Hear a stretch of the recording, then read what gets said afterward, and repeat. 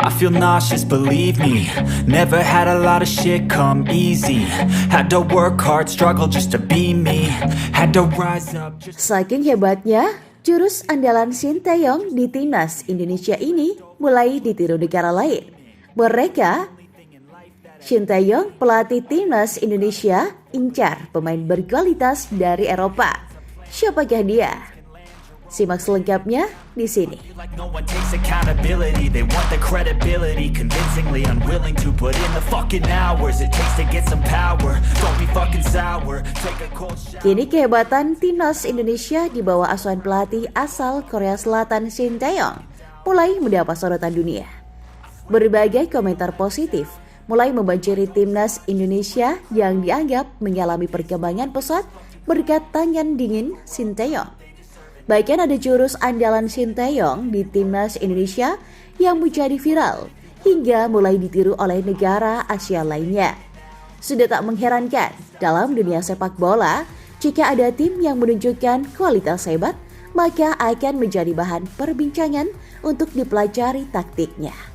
Itulah yang disebut oleh Tommy Deski, seorang YouTuber sekaligus pengamat taktik sepak bola. Menurut Tommy Deski, kini timnas Indonesia dan Shin Tae-yong mulai dilirik dunia.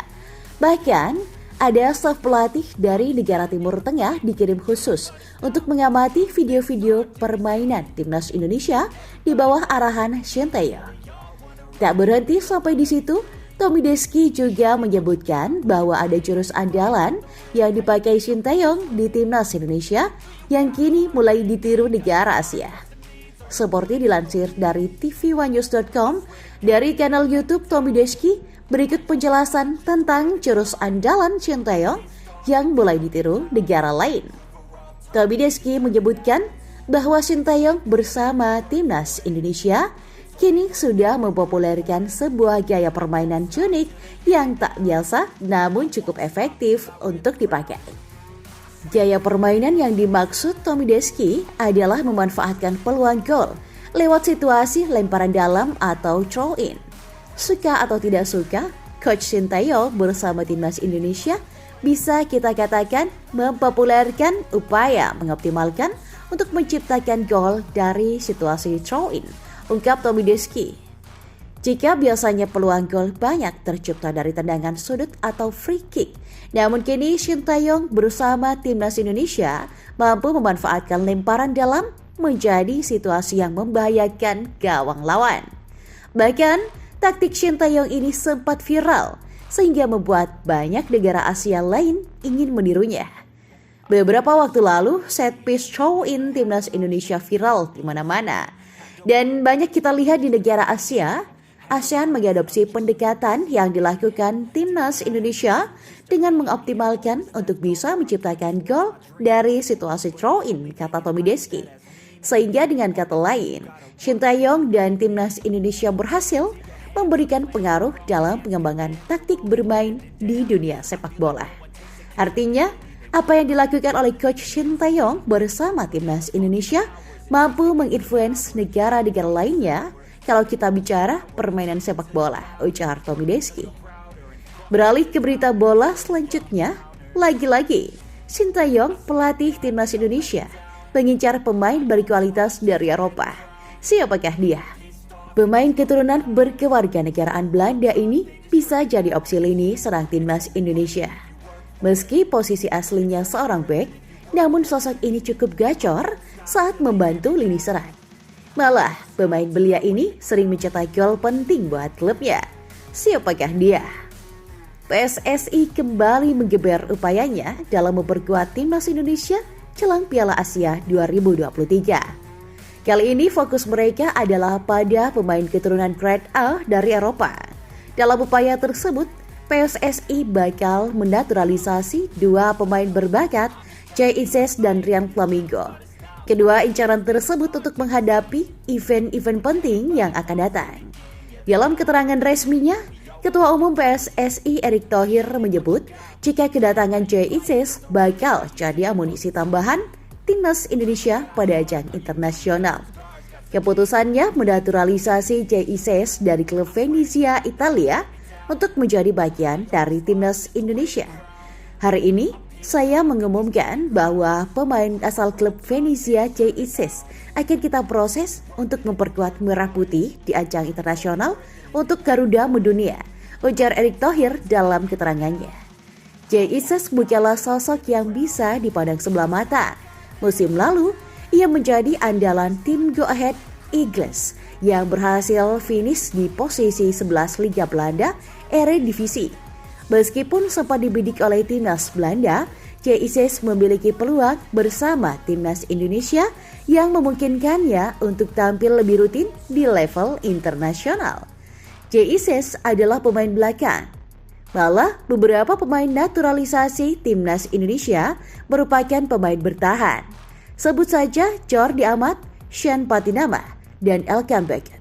Timnas Indonesia sebetulnya membutuhkan pemain keturunan grade A yang berposisi sebagai penyerang house goal. Memang sih, ada Rafael Struijk yang bisa dimainkan sebagai striker ataupun penyerang sayap. Tapi kualitasnya sebagai seorang bomber masih perlu polesan. Terlebih usianya masih muda. Namun ada satu pemain keturunan lain yang juga berpotensi besar untuk memperkuat timnas Indonesia. Siapakah dia? Dia adalah Ryan Flamingo, seorang pemain bertahan yang memiliki kemampuan menyerang yang luar biasa. Ryan Flamingo berusia 20 tahun, memiliki darah Indonesia, Suriname, dan Belanda. Saat ini ia memperkuat klub Liga Italia Serie A Sassuolo. Dengan langkah PSSI dalam menaturalisasi Jay Isis dan potensi besar Ryan Flamingo, timnas Indonesia semakin mengekohkan diri sebagai kekuatan yang patut diperhitungkan dalam Piala Asia 2023. Kedua pemain ini akan menjadi aset berharga dalam upaya menggempur ajang sepak bola terbesar di Asia tersebut. Berikut ini adalah profil Ryan Flamingo. Ia adalah pesepak bola muda yang lahir di kota Blaricum 31 Desember tahun 2022 silam. Dilansir dari keterangan akun @playerswithfuture, Ryan Flamingo memiliki garis keturunan Indonesia serta Suriname. Ryan Flamingo adalah bek tengah berdarah Belanda, Indonesia, Suriname yang juga bisa bermain sebagai gelandang bertahan. Kini bergabung dengan FC Utrecht dengan status pinjaman dari Sassuolo, tulis akun tersebut. Kalau melihat dari data transfer market, Ryan Flamingo punya karir yang menjanjikan di Eropa. Sebelum dikontrak profesional bersama Sassuolo, Ryan Flamingo sempat memperkuat beberapa tim akademi seperti BFC Busum, Almere City hingga Sassuolo sejak tahun 2021. Ia berhasil mencuri perhatian beberapa tim Belanda saat tampil membela tim akademi Sassuolo.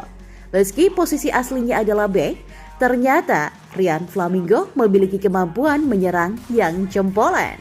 Ia menyukai kemampuan finishing yang baik serta kerap menjadi pencetak gol buat timnya. Total 16 gol ia letakkan saat memperkuat Sassuolo Primavera pada musim 2020-2021 hingga 2021-2022. Ia mencetak gol tersebut dari total 58 pertandingan dengan hanya membuat 2 assist. Berkat potensi itu pula, pada Juli 2021 atau satu musim setelah kedatangannya sebagai pemain pinjaman, manajemen Sassuolo berani mengeluarkan dana 1 miliar rupiah demi untuk meresmikan Ryan Flamingo. Kemudian di musim 2022 sampai 2023, Ryan Flamingo sukses promosi ke skuad utama Sassuolo. Sayangnya, ia harus menjalani masa pinjaman ke klub Eredivisie Vitesse. Bersinar di Belanda, ia bergabung di Vitesse saat berusia 19 tahun. Masih berusia belia, ternyata ia mendapat kepercayaan untuk tampil reguler. Pelatih mempercayainya tampil di 33 laga di kasta teratas Liga Belanda musim lalu. Performa apiknya bersama Vitesse ternyata membuat klub Belanda lain tertarik untuk memboyongnya pada bursa transfer musim panas kemarin. Adalah FC Utrecht yang berhasil mendapatkan tanda tangannya sebagai pemain pinjaman dengan durasi kontrak hingga 30 Juni 2024. Pada musim 2023-2024 ini, Ryan Flamingo masih mampu melanjutkan karir gemilangnya. Ia mencetak 1 gol dari 2 pertandingan. Kalau ia jadi dinaturalisasi, maka timnas Indonesia akan makin top chair dengan cita rasa Eropa.